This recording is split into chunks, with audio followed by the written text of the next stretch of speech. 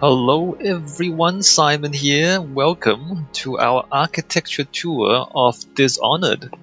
My name is Simon, and believe it or not, I do have a PhD in architecture. So I like architecture and I like games. And in this video series, we're going to look at the architecture in the game Dishonored. Before we start, a few things I should probably clarify. We are only looking at architecture in this game, so there's no gameplay. We're not really going to look at characters, we're not really going to look at the story or the people or anything. We just architecture, just buildings, right? And also, we are going to focus on what we find in the game. So, things like concept art, things like, designer commentary and things like that. Like things outside of the game, we're not gonna spend too much time on, if at all, because what I want to do is to focus on what the game presents to us. So the game itself, Dishonored here, this is the work that we're going to analyze, and we're going to analyze the work on its own merits. So we're not going to, find excuses from somewhere else to try and justify anything that's in here. We're only going to look at this. All right, so I guess we should just go straight into it. So the first thing we're going to do is start a new game and have a look at the intro sequence. Dunwall Tower is the intro sequence. I mean, we already see a broad view of this in this loading screen art. Should we look at this? Yeah, let's look at this. So on the left there, on here, there's a whaling boat, which we will talk more about. I mean, it's not architecture, but it is a boat, and it does explain a few things about the technology level, or the technology developments that are in the backstory here. And then in the middle there is a sort of an extended fort thing into the river, and then back there's walls, and then behind the walls there is a palace, and then behind the palace there is the city. So anyway, let's go into the game. If only there was someone else I trusted to send, so that you could remain near. But there is no one else. And the spy master was right to insist that I send you. I don't think I can skip this. Alright, it's an unskippable sequence. The plague has taken so many, and we must find a cure. When you are near, my heart is at peace. I mean, I guess the story... Emily and I will count the days until you return. Hurry home, and bring good news. The story does have a bearing on the architecture in the game, because it's all related, right? Did she talk about the plague? There's a plague in the city. Steady hand. That's it. Watch it. Cast off line. Casting off. We're away. Right, so we've been lowered From a warship. Lord Corvo has news for the Empress, and we've come a long way. You'll notice... Bad news. The sailors say there's a curse on us. Black magic. Superstition. For all we know, there's a cure for the plague by now. Maybe. We live in strange times. Sending the Empress's bodyguard away for a couple of months. That's unusual. Well, this was important. We need help with the rat plague. Alright, so I'm avoiding talking over them, but notice that we are in a motorboat. That ship also has an engine. There are factories in the background, and then we go into this thing here, which turns out Oh there! We're going up. to be a ship elevator. Turning on the pipes. And she's rising. I mean, the water would splash into the boat, like, so we will all get wet. So this is probably not the most pleasant way to go up. Steady pressure. And stop. Shut her down. The Empress will be waiting for your news, Corvo. So, I mean, already we get a lot of clues about the level of technology in the game, right? So this Corvo, ship elevator you should go see the Empress. requires a lot of pumping of water, and then we have these metal walkways with these kind of gears and motors. So it's quite industrial and rather like the technology is rather advanced. There's a city in the background. We'll get a better view of it later on. So here we have, what is this? I think this is cast iron. I think this is meant to be cast iron. Cast iron structure holding up what appears to be a timber roof. And I think there's metal up on the, well, timber ceiling, and then there's metal roof above there, I think. On the inside, this is plaster, I think. Plaster over, well, we'll see it when we go outside. I think it's stone blocks. Yes, yes. The pressure This appears to be concrete here, the floor. So concrete, steel, and here you can see that on the outside it's stone blocks. And the bridge is also stone. So the level of technology is, I mean, the game, it's meant to be early industrial era, I think. And in terms of the materials, it is consistent. Oh, we can come out here. Fewer ships moving along the river now, with the plague and all. So there is a plague, and so you can see how this stone and then this steel bridges, and I don't know if that's concrete or stone blocks, and then there's steel ships with, I don't know what powers them. I think whale oil. The fictional fuel in the game is whale oil, by the way. We'll get to that later on. And then in the background we have those buildings. So you can already kind of read into the level of technology that's implied in the game. And the architectural style is European. I guess it's English. The roofs are relatively flat, so we're assuming that it doesn't snow very often here, although those roofs are kind of pointy back there. That is curious. So the style there is very different, isn't it? That is much more modern. That's almost Art Deco. So Art Deco in the real world is around the 1920s? 1910s, 1920s, whereas that is probably from the previous century. That particular style there. So, and I mean, the point of this setting is that we are at the beginning of the industrial era, or something similar. And so there's the old city, but then there are also these new buildings rising up because of the recent technological advancements that allow a new style of architecture. This kind of really brutal and really monumental architecture. We'll talk more about that, about the monumentality of buildings. But yeah, so there's kind of the old city, and then there's the new buildings rising out of the old city, driven by recent advancements in technology. And I believe this ship elevator is about as advanced as the technology gets. This is the palace, by the way. And we're going to meet the Empress pretty soon. Actually, no, we're not going to meet the Empress. We're supposed to, but I'm going to look at the architecture only. So back there, we have the actual palace. And again, we have this contrast between the older buildings, which I presume that is older because it's vaguely Gothic. Edwardian? So, and so that's like the old palace. Oh, let's just talk to Emily. Hi, Emily. Will you tell me about your trip, please? Were there any whales? Wait! Let's play hide and seek first. I'll cover my eyes and you hide. You have time? Mother's busy talking to that nasty old spy master. Right. So this is a Okay, here we go. a stealth tutorial. She wants us to play hide and While you were seek. gone, Mother seemed very sad. I think she missed you. So this is, are those concrete blocks? Are those stone blocks? Not entirely sure. I think they're stone blocks. So the thing about stone blocks is that Climbing lessons?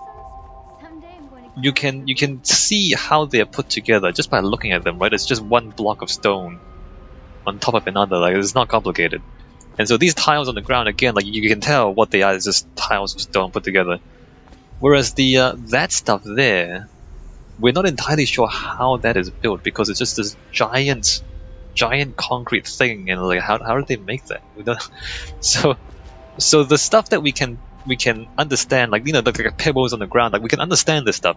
So this is a little more comforting than the giant block of concrete over there in the distance, and we'll see more of that in other parts of the game. But for now, this part of the game is more familiar. I don't know about the downpipe there. I mean, it seems like a strange detail to fixate upon, but this looks retrofitted, right? Because look, I mean, it doesn't line up with anything, and this diagonal line really interrupts the horizontal pattern back there. And in fact, we don't see. Well, we do see some more pipes. So I do believe it is meant to be a retrofitted pipes over older architecture. So there's pipes there, which again, I mean, it's kind of ugly, isn't it? Putting a pipe there next to this beautiful stonework. So, but then we look at architecture during a time of rapid technological advancement. You will have new technology being attached to old buildings because, you know, you have old buildings. I mean, you have an old castle. What do you do with it when you invent new pipes? And well, you just kind of tack the pipes onto the wall like this. I mean, it's better than just having the rain pour out of a hole and onto the ground. And even here, you can kind of see there's a little wet patch there where the pipe goes into the ground. So it's almost like there used to be an old gutter, and then they invented steel pipes or something, and so they kind of replaced the old gutter with a steel pipe, and so they retrofitted this. That's what this looks like to me. And again, it suggests this transition, right, from a pre-industrial technology to an industrial technology. And steel pipes, again, it's I mean, it might seem like a pretty ordinary thing to us now, but you have to remember that, you know, steel production was not a big thing before the industrial era. I mean, there was steel, but before the use of like large-scale machines to make the steel, it's a lot more expensive, and the pieces are less uniform, and it'll be more handcrafted. So if you look at like old pipes, it'll be like lead pipes or ceramic pipes, and those are they're less uniform and they're more handcrafted, and they're less clean, I guess is the word, because when you use a machine and you have standardized construction, everything is a lot more clean, like this. Actually, do we have gutters? We don't have old gutters, do we? No. I mean, it would be interesting. It would be more interesting if there was like old ceramic pipes or old lead pipes, and then there were newer pipes as well. Anyway, so there's steel pipes there. Not sure what to make about the stone stuff. I mean, it implies that there used to be a natural rock here, and then they just built the fort on top of it. Doesn't seem very stable though. Like how does that join together? How does that not? That's a little odd. That part there is a little odd because did they cut the bricks to fit against the stone, or did they cut the stone to put the bricks behind it? It's I mean, in the game, the geometry just intersects, so it doesn't really explain how they fit this together. This is a little bit odd. If it was real-world architecture, it would be a little more readable. So like the question I'm asking, like, did they cut the bricks and then fit the bricks around the rock, or did they cut the rock and then put the bricks behind it? Do you see what I'm saying? Because if it's real, if it's real architecture, then they would have had to do one or the other. Whereas here, it just looks like two meshes intersecting, and there's no. And when you cut one thing to put another thing behind it, you see it in the details. You see that, like, maybe there's a little gap there, or maybe you need a foundation to put the. Anyway, it would be more interesting and more readable if it were real, but unfortunately not here. Okay, let's play hide and seek with Emily. Hi, Emily. Let's see if you're still good at this. I'll hide my eyes and count, and at the end of the countdown, I'll try and find you. Alright, you Okay, count. I'm going to count to 10. Find a place to hide. Look at that. So this pipes retrofitted. Alright, tutorial. Pipes retrofitted in front of and through the stone fort, it seems like. Let me just come over here. We're not hiding, we're more just kind of standing up here. Alright, so let's take a look at the city, right? So as we said, there's the that's an interesting view, look at that. So in front, there's these old pre-industrial buildings, and we can tell they're pre-industrial. I mean, there are a number of clues. First of all, the height of them. You can see how there's 1, 2, 3, 4, 5, 1, 2, 3, 4, 5, 6, maybe 6 or 7 stories. 6 or 7 story buildings implies brick technology or similar. So brick buildings, you can't build really tall brick buildings because bricks, you have like blocks, like it's just blocks of bricks and you just put one on top of the other, kind of like this. But the problem with bricks is that they have a finite compressive strength. Like, if you squeeze a brick hard enough, it will crumble and crack open and break apart. You can't do it with your hands. Like, you can squeeze a brick and break it. But, when you put about 7 stories worth of bricks on top of each other, then you have so much weight that you start having structural problems at the bottom. Like, you literally crush the bricks at the bottom, and it falls apart on you. So brick buildings on their own can't get very high, and concrete block is similar, stone block is similar. So different stones have different hardness and different compressive strength, but they all have a finite amount of compressive strength. And so these structural wall type of buildings, they're usually about this tall, maybe up to 12 or 13 stories if you really push it, but not much more than that. To get taller than that, what you need is the kind of thing behind. You see that there, that steel tower.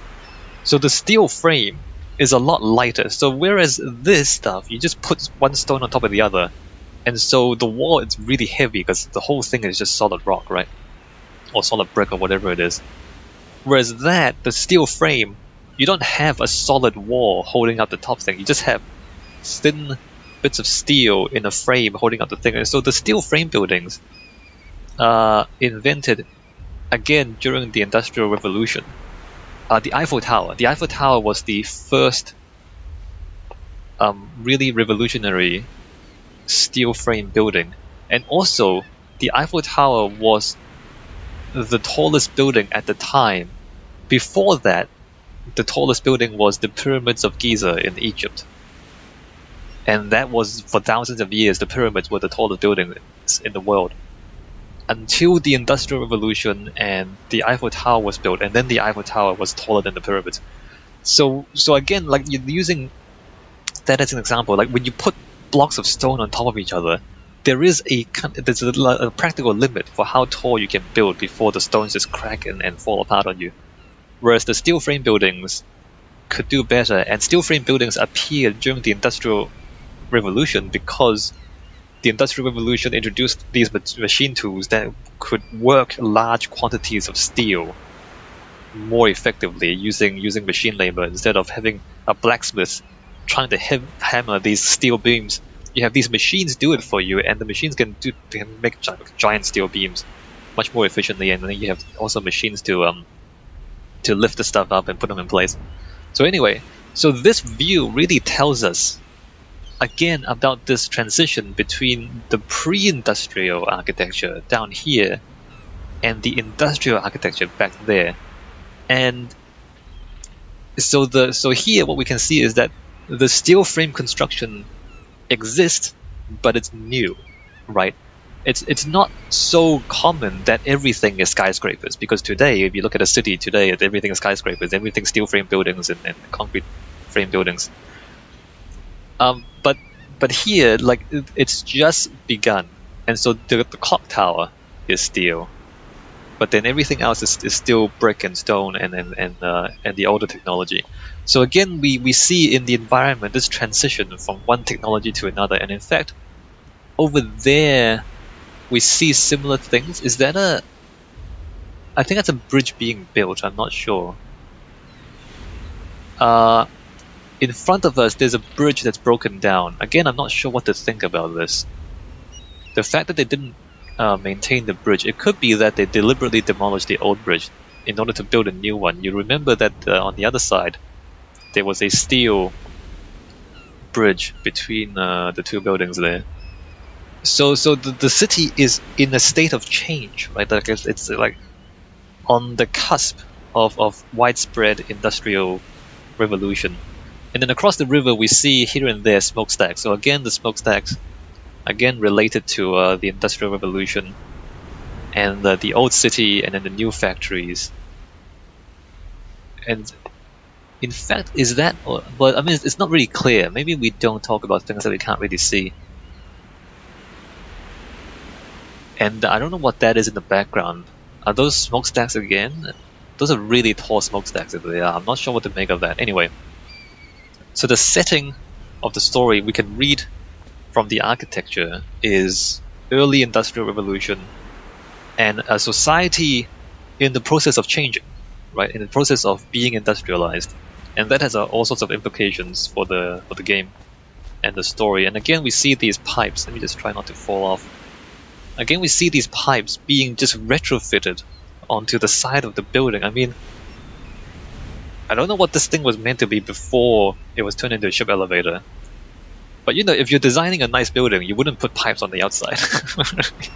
So this is, especially a palace, this is meant to be a palace, so you wouldn't put giant steel pipes on the outside of your palace. Like, why'd you do that? So you only do this because you're retrofitting pipes into an existing palace, and therefore you need to fit them in somehow into a building that was not originally designed to have them. So yeah, so very, very interesting. The trees are all blowing this way, so we can assume that the prevailing wind comes in from the coast.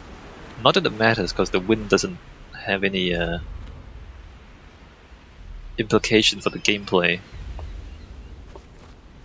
Let's see, steel railings?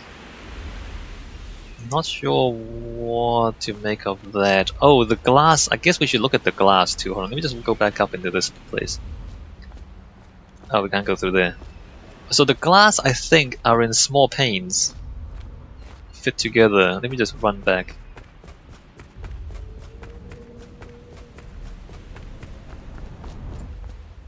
Downpipes. I mean, if you know your architecture, then you can read from details like that what the architecture is supposed to be. The windows, yeah. So the windows is small pieces of glass tiled together into a window frame. Again, this is consistent with the glass making technology of the time. So making large pieces of glass again is difficult, and so early windows would have a lot of small pieces of glass fit together like this, because like making large sheets of glass. Well, we can probably look it up. We go to like Wikipedia. Glass making. I'm not gonna read through all of this, but if you are interested, for example, you can just look through all the technologies for glass making.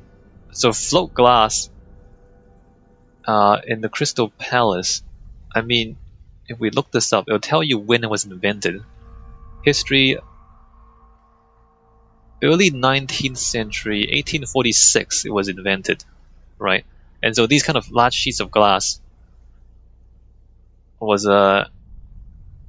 So from 1920s onwards, a continuous ribbon of plate glass was passed through a lengthy series of inline grinders, reducing glass losses and cost. And so as glass making technology changed over the years, windows became increasingly big. Like the piece of glass became increasingly big, and they became cheap enough to be affordable for most people as well. So you can look at windows and look at and kind of read the level of technology in a society. You can look at, again, the cast iron. I mean, we're talking about the Industrial Revolution and all these steel pipes and things. Cast iron being used for architecture was also only really viable because of the Industrial Revolution, making steel and iron much cheaper than before. Again, like when you're a blacksmith in your little forge and you're hammering away by hand, either you can't make this much metal, or you can, but it takes so much work that it makes the like metal bits so expensive that you wouldn't use metal for structures in buildings because you just couldn't afford this much metal. But then with the Industrial Revolution and with machine tools, then metal became cheaper to make, and therefore starting from the industrial era we start to have metal structural elements in architecture, or like it became a much more widespread than before. I mean, before if you had nails and screws, you were pretty luxurious already. Like, I mean, if you're blacksmith, you have to make each nail by hand. Can you believe that? You make nails by hand, so you're making each nail by hand, and so like a dozen nails cost you a lot of money back then because you didn't have machines to make these things for you. Anyway, so again, like this metal structure here, at the time it would have been really flashy. It would have been like the most advanced thing. I mean, today it just looks like an old factory. Like it just looks like an old industrial building that's not that impressive. But back then it would have been some of the most impressive things in the world because wow, you have so much metal. You must be so rich.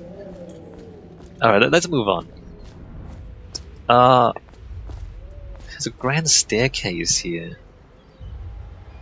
I mean, I'm just wondering what this thing was. I guess it was always a dock for a boat. But before they had the water pumps, they would have had to raise things by hand. Or like steam engine. I'm not sure what to make of this.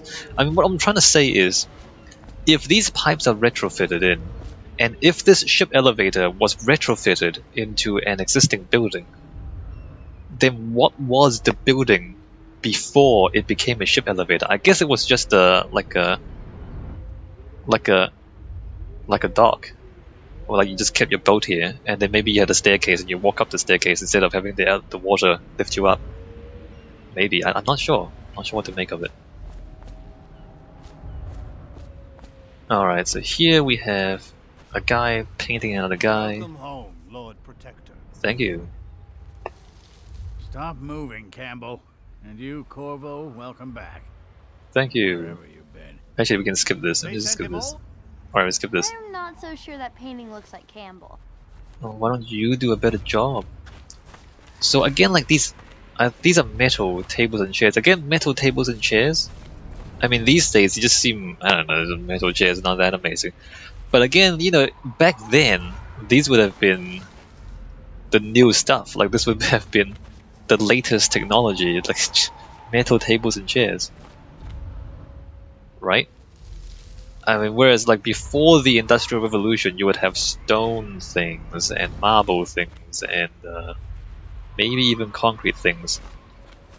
But like metal furniture was a new thing. I mean, because metal was so expensive, you wouldn't use it for furniture. And you would use wood or stone. Alright, up the stairs. She'll see you at once. In fact, there's a lot of these metal gates, curious. So they're bolted together from smaller pieces of metal. They may have been handmade, these things. I'm not sure what to make of this. I think they're handmade, because look at that, you have like human-sized bolts. Or rivets. Alright, let's get a closer look at this building back here. It's a little strange. There's a little classical column thing up there. I don't know why. It doesn't really fit into the rest of the building. Not really sure what that's about. The rest of it, is that Edwardian? I'm just guessing, right? If I remember right. What if I come over here and when we go Edwardian architecture. Let's see if I remember this correctly. Well, not quite, is it? Not quite. A Victorian? Well, Victorian is that. So you can see how Victorian is Gothic. Okay, it's Victorian, I suppose. Alright, so the Westminster Palace looks like that, and so you see all the little pointy bits. It's very gothic, and the game is similar. Alright, Victorian with a lot of pointy bits. The pointy bits you might think they're decorative. They're actually not. In Gothic architecture, you have really tall.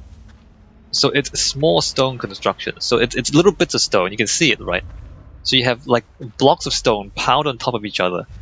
And because everything is small bits of stone, it's actually loose, like they're not stuck together. You rely on gravity to have one block sitting on top of the other. But then when you have tall buildings like this, and then you put a roof over it, the roof will push the wall outwards because that's how the physics works. And so in order to resist the sideways motion, you put more weight. You put even more weight on top of the wall to kind of hold the stones down so they don't fall sideways, if that makes sense. Anyway, if you know your physics, then that should make sense. Or maybe you can try building. If you have building blocks or something, you can just try building this stuff on your own, and you'll find that if you have stuff holding down the walls like this, you have extra weight holding down the corners of the buildings, then the building is slightly more stable than if you don't, right? So these things aren't entirely decorative. I mean, they are decorative, but they're not entirely decorative. They also serve a structural purpose to actually put more weight on the corners so that the building is less likely to just fall outwards and fall apart. Victorian. I don't know. Again, I don't want to pull too many things from the real world to analyze the game, because the game is a fictional world, right? But this is Victorian architecture is 1837 to 1901. Okay, that does make sense. It followed in later Regency, succeeded by Edwardian. So Edwardian came afterwards. Edwardian is 1901 to 1910. Right, and you see that there's a lot less pointy bits, if that makes sense. So so the style changed to, well, maybe that's supposed to be Edwardian back there. I guess it is. I mean, it's kind of similar. So it could, I mean, if we take it to mean that, if we take the palace to be Victorian and that the city to be Edwardian, it would mean that the palace is a bit older, up to 100 years older, in fact. Well, not quite 100, but 80 years older, up to. Probably not that much. So the palace is it's an old palace, and then there's like newer city buildings, and then there's even newer industrial steel towers that are beginning to prop up around the city. Does the city get any worse? Yes, of course. And this is Edwardian, I think. So this little gazebo here might be new as well. So reading from the architecture again, you can kind of pinpoint the time period where the game is taking its inspiration from, and you can also kind of read from this what is old, what is new, and the level of technology. So that's, and we can read all that just from the intro sequence. It's not even the first level really. This is like the introduction level to the game. And remember, there's even newer stuff back there. This kind of Art Deco stuff back there. So very interesting, and a lot of things you can read from the architecture to understand the setting of the game and the story that they're trying to tell you. So there's like an old royal family, but there's new technologies, and there's kind of changes. There's social changes and technological changes on the horizon. And that's the setting of the game. Alright, so I think that's all I have to say. And this retrofitting of technology on the old buildings, super interesting, right? And the pipes. Alright, so that's what I want to say for the intro sequence. I will see you... I'm going to end this video here. In the next video, we're going to move on to the first actual gameplay level of the game. And we will see more of the new concrete stuff. just a hint of what's to come. Alright, I'll see you in the next video.